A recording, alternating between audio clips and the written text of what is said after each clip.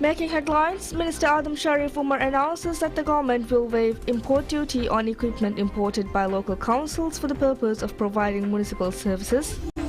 Managing Director of HDC Ibrahim Fazal Rashid steps down from the post amid corruption allegations involving the Bimveria scheme. And MPS launches a new online portal to facilitate the submission of information and evidence from the public pertaining to the ongoing investigations into the alleged mismanagement of flats and land plots issued under the Gatherveria and Bimveria housing scheme.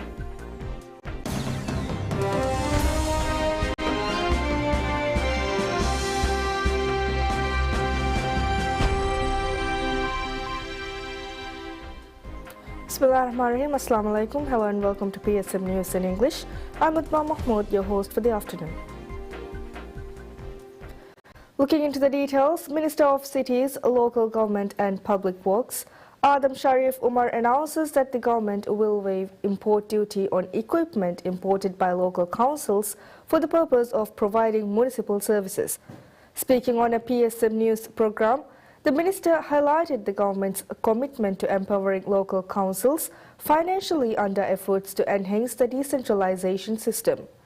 He said that in order to elevate financial burdens on local councils, the government will provide duty exemption on machinery and equipment imported by local councils for municipal services.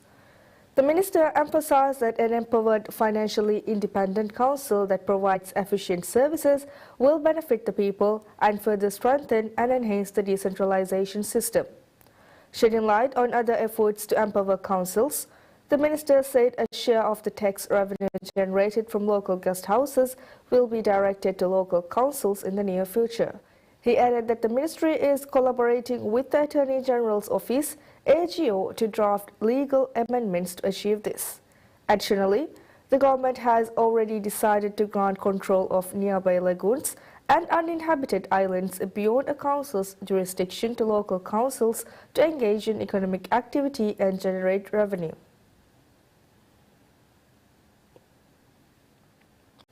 The Managing Director of Housing Development Corporation HDC, Ibrahim Fazal Rashid, steps down from the post amid corruption allegations involving the Bimveria scheme. On Wednesday, the Housing Development Corporation HDC came under heavy scrutiny after it emerged that land plots had been issued to non-recipients under the Bimveria scheme. In response, the entire HDC board, with the exception of its chairperson, was suspended along with the corporation's managing director, Fazal. The allegations around Fazal are particularly controversial as his brother, Deputy Managing Director of Malé Water and Sewerage Company Private Limited, MWSC, Mohammad Fazal Rashid, is directly implicated in the scandal. In his resignation letter to President Dr. Mohammad Muiz, Fazal asserted his innocence, denying all allegations made against him during his tenure as HDC's managing director. He claimed that all decisions made on behalf of the company were in alignment with board decisions and policies and were in the best interest of the company.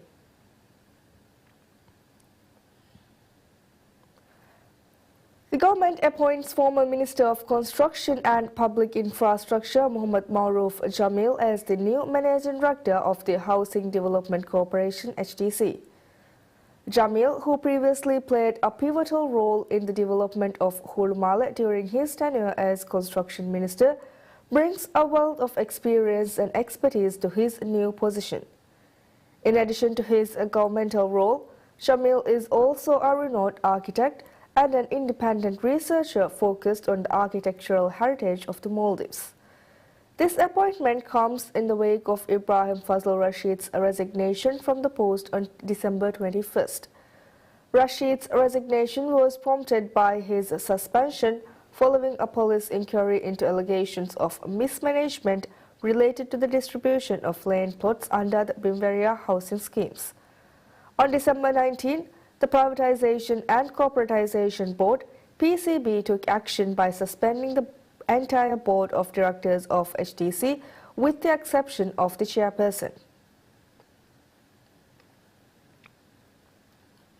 The Housing Development Corporation HDC issues a public appeal urging citizens to cease disseminating unverified information regarding the transparent allocation of land plots in Hulumale via a competitive bidding process. The call comes amidst ongoing investigations by the Maldives Police Service MPS and other relevant authorities into allegations of mismanagement of flats and land plots distributed under the Gedorveria and Bimveria housing schemes. In a statement, HTC addressed concerns regarding the spread of misinformation about the allocation of land plots, asserting that the process was conducted transparently via a competitive bidding system. HTC highlighted that certain individuals have alleged that these transactions breached established guidelines and procedures, thereby undermining public trust in the organization. It assured that the land plots were allocated through a transparent and competitive bidding process, strictly adhering to established procedures. HTC elaborated on the process, stating that the first step requires interested parties to submit expressions of interests, EOIs. It further explained that once these EOIs are received, the land plots are made available for bidding exclusively to those who have submitted EOIs. The plots are then awarded to the highest bidder. Furthermore, it read that the EOIs can be submitted at rates exceeding the base rate, which is approved by HTC's Board of Directors. HTC reaffirmed its dedication to transparency and appealed to the public to refrain from spreading unverified information regarding the land plot sales. This appeal comes amid the suspension of all HTC board members except the chairperson by the Privatization and Corporatization Board on December 19 due to the ongoing police investigation into allegations of mismanagement concerning the Bimveria housing schemes. Former Minister of Finance Dr. Mohammad Shafiq has been appointed to the Board of Directors of the Housing Development Finance Corporation, HDFC. HDFC, which operates under a mandate to provide specialized housing finance, including home loans and other savings and investment products, aims to support affordable housing and home ownership in the country. The appointment of Dr. Shafiq was made by the Privatization and Corporatization Board, PCB. Dr. Shafiq's appointment to its board was effective from December 2nd. Dr. Shafiq previously served as the first finance minister under President Dr. Mohammad Muiz's administration. He assumed the role of finance minister on November 17, 2023 and resigned from his post on September 30th this year. Prior to his tenure as finance minister, Dr. Shafiq held the position of Chief Financial Officer, CFO at HDFC. HDFC was incorporated in 2004 by a presidential decree under the Companies Act. The corporation commenced its commercial operations on March 29, 2004 with 100% shareholding by the Government of Maldives. In 2008, HDFC was privatized with the Asian Development Bank ADB, the International Finance Corporation IFC, and HDFC Bank holding 51% of the shares, while the Government of Maldives retained 49% of the shares. The Maldives Police Service MPS launches a new online portal to facilitate the submission of information and evidence from the public pertaining to the ongoing investigations into the alleged mismanagement of flats and land plots issued under the Gedorveria and Bimveria housing schemes. In a post on social media, the MPS encouraged the public to utilize the portal evidencepolice.gov.mv to submit any pertinent information and evidence that could assist the investigation. Assuring that all submissions would remain confidential, the police highlighted that individuals could make contributions anonymously. The initiative is in response to allegations of improper allocation of housing units and land plots by the Housing Development Corporation, HDC. Accusations suggest that certain HDC staff members may have granted flats and land plots to individuals who were not eligible to receive them. Following the commencement of the police investigation, the Privatization and Corporatization Board, PCB suspended the board of directors of HTC, excluding the chairperson, on December 19. The PCB stated that the suspensions aim to facilitate the police investigation. The board's suspension will remain in effect until further notice. Concurrently, other pertinent institutions are conducting their own investigations into the matter.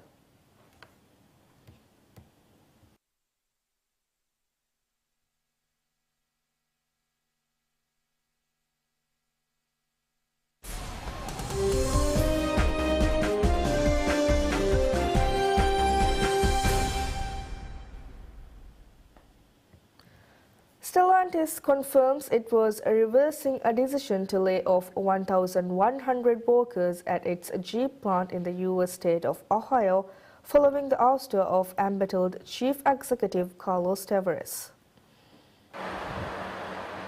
A Stellantis spokesperson told AFP that no employees will be placed on indefinite layoff on January 5, 2025 due to the previously announced shift reduction, adding that employees are expected to return to work as scheduled after the new year. The spokesperson added that the decision comes as Stellantis continues to reassess its strategy in North America. The automaker had announced the job cuts at the plant in Toledo, Ohio in early November, saying it was part of an effort to regain its competitive edge amid struggles with falling sales. Stellantis, a 14-brand group that includes Chrysler, Peugeot and Fiat, had planned to trim operations at the Toledo South assembly plant from 2 shifts to 1. Another 400 employees were to be transferred to a third-party service provider.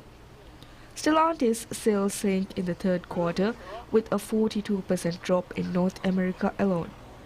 The group offered promotional deals as U.S. dealerships struggle to reduce their inventories.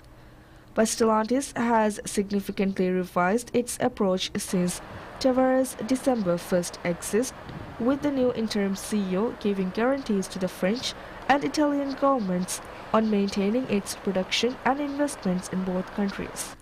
The French-Italian-American company had 258,000 employees worldwide at the end of 2003.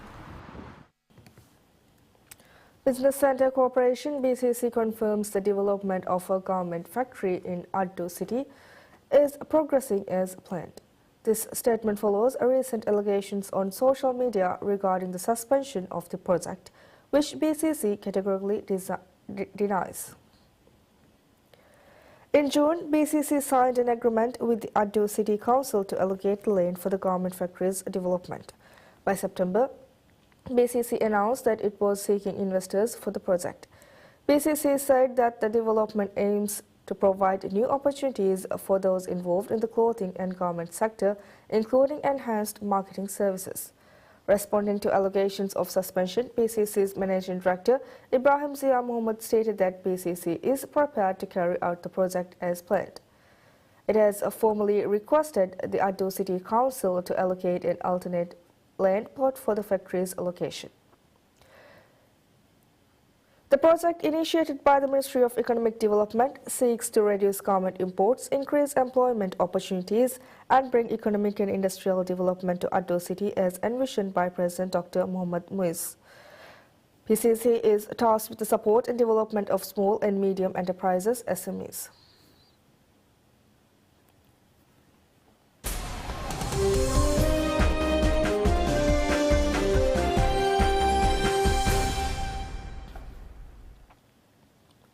The U.S. military says it conducted precision airstrikes on Saturday, December 21st, against a missile storage facility and a command and control facility operated by Iran-backed Houthis in Yemen's capital, Sana'a. In a statement, the U.S. military's Central Command said the strikes aimed to disrupt and degrade Houthi operations, such as attacks against U.S. Navy warships and merchant vessels in the southern Red Sea, Bab al-Mandeb and Gulf of Aden. The U.S. military also said it struck multiple Houthi one-way drones and an anti-ship cruise missile over the Red Sea. Videos released by CENTCOM, United States Central Command, shows military aircraft taking off from an unidentified location, Reuters was not able to independently verify the location or the date when the video was filmed. Saturday's strike followed a similar attack last week by U.S. aircraft against a command and controlled facility operated by Houthis, which control much of Yemen. On Thursday, Israel launched strikes against ports and energy infrastructure in Houthi-held parts of Yemen and threatened more attacks against the group, which has launched hundreds of missiles at Israel over the past year. The Iran-backed group in Yemen has been attacking commercial shipping in the Red Sea for more than a year to try to enforce a naval blockade on Israel, saying they are acting in solidarity with Palestinians in Israel's year-long war in Gaza. Members of former deposed Syrian President Bashar al-Assad's army and security forces queued outside a building in Damascus on Saturday to hand over their weapons and begin settlement procedures under the supervision of members of Hayat Tahrir al-Sham, HTS, now the de facto ruling authority. The men and women also returned state-issued valuables and other items as part of a reconciliation process aimed at reintegrating Assad's forces in the new Syria. Participants received temporary cards valid for 3 months while their status is reviewed. Lieutenant Colonel Walid Abdul Rabo told Reuters that those without criminal charges would be allowed to resume normal civilian life. He said that the future is subject to the leadership's decision and added that for those who did not shed their blood will live a normal life like any citizen, but those who are legally liable and those who have cases will be brought before the courts. Syrian rebels seized controls of Damascus on December 8, forcing Assad to flee after more than 13 years of civil war and ending his family's decades-long rule. The rebel sweep ended a war that killed hundreds of thousands, caused one of the biggest refugee crises of modern times, and left cities bombed to rubble, countryside depopulated, and the economy hollowed out by global sanctions. The lightning offensive raised questions over whether the rebels will be able to ensure an orderly transition. Forces under the command of Ahmad al-Shara, better known as Abu Muhammad al-Qalani, installed a 3-month caretaker government that had been ruling a rebel enclave in Syria's northwestern province of Idlib.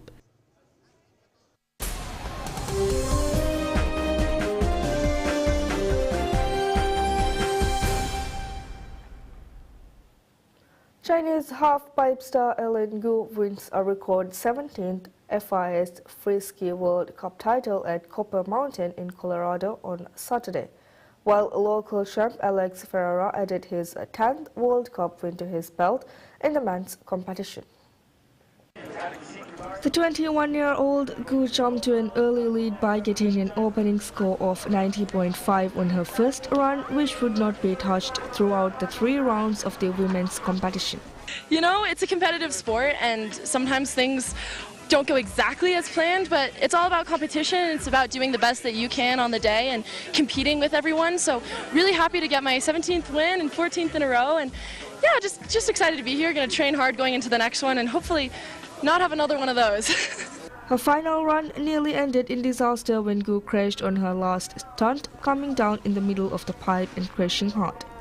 Luckily, she was able to walk away from the fall and still celebrate a record win, her 14th in a row and record-setting 17th of all time. Britain's Zoe Aitken finished in 2nd place, just ahead of Casey Shipp of Canada. On the men's side, American Alex Ferreira was back on top at Copper with a winning score of 94.75 on his second run, the highest score awarded throughout the competition. It was Ferreira's 10th World Cup win as he bested Canada's Brandon McKay and compatriot Nicolas Goiper, who took 2nd and 3rd respectively.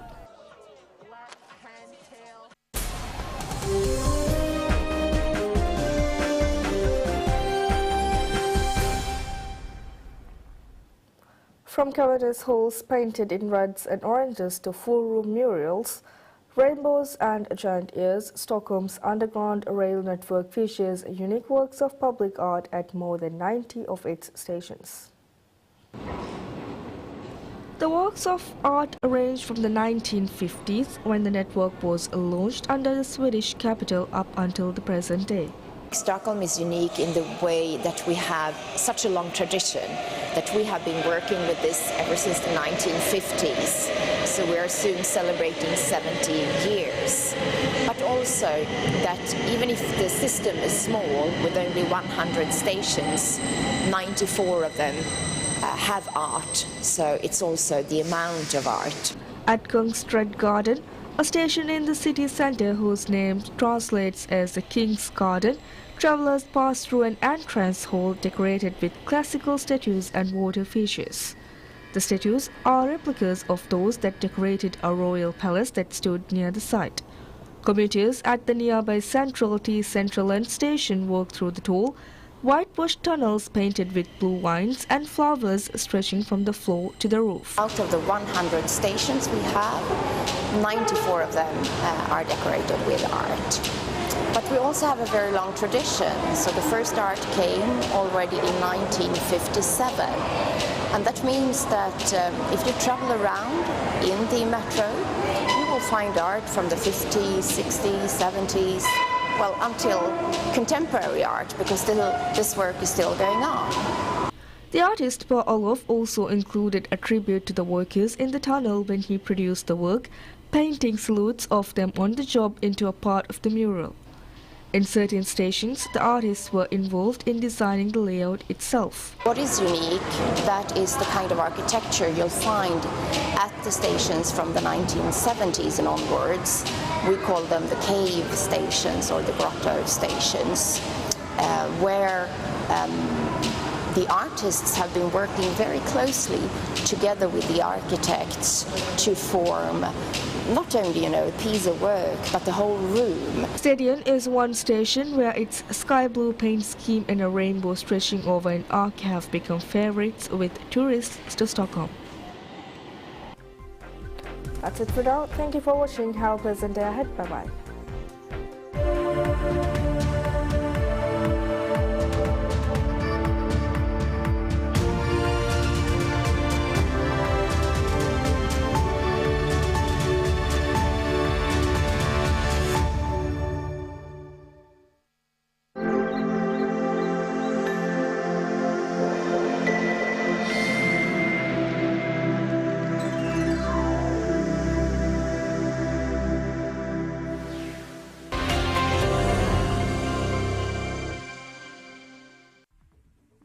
For over 30 years, we have been getting stronger and faster. We have been expanding our network across the globe, in the Middle East